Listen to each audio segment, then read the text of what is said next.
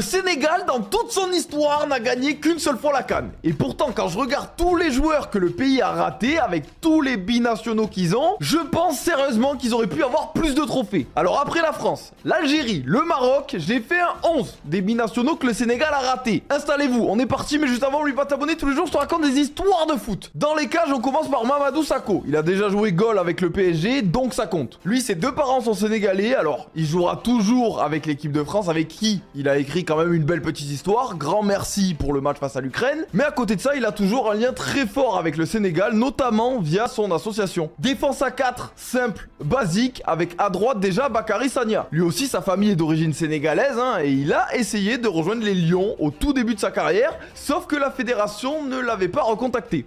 Ils l'ont recontacté que au moment où la France s'était déjà manifestée, c'était trop tard. Dans l'axe, Issa Diop, joueur de Fulham, passé par West Ham, qui a fait toutes les catégories de jeunes en équipe de France, mais qui aujourd'hui n'a jamais joué avec une sélection en A. Et ça, c'est parce qu'il y a quelques années, il a déclaré « c'est l'équipe de France ou rien ». Forcément, ça lui a fermé des portes. À côté de lui, c'est pas son vrai poste, mais vas-y, ça va passer. Ferland Mendy, deux parents sénégalais, approché par le Sénégal en 2018, mais il a finalement choisi la France. Et aujourd'hui, j'étais assez choqué de voir qu'il a que 10 sélections en bleu.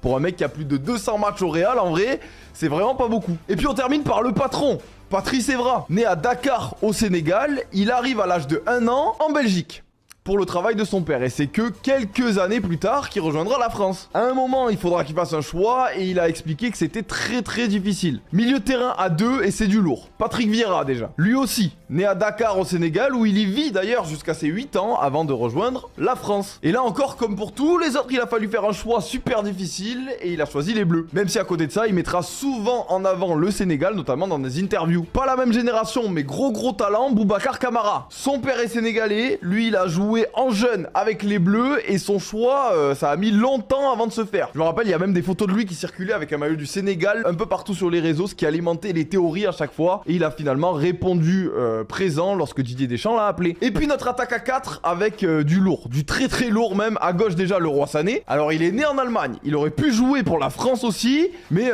tout simplement son père c'est Souleymane Sané, ancien international sénégalais. Donc la question s'est posée à un moment s'il allait jouer avec le Sénégal ou pas. Mais a priori de ce que j'ai trouvé, la Fédé n'a pas non plus trop fait le forcing avec lui. Il a donc choisi l'Allemagne, le pays finalement où il a grandi. De l'autre côté, Sofiane Diop. Lui c'est peut-être celui qui a eu le choix le plus dur de ce 11. Papa sénégalais, maman marocaine, né en France. Il a les 3 nationalités, il pouvait aller où il voulait et il a mis très longtemps avant de se décider pour le Maroc en 2023. Ensuite, on n'en parle pas assez souvent, mais Ousmane Dembélé aurait pu jouer avec le Sénégal aussi. Ça, c'est dû à ses origines du côté de sa mère qui est sénégalo-mauritanienne. Mais l'histoire, on la connaît tous.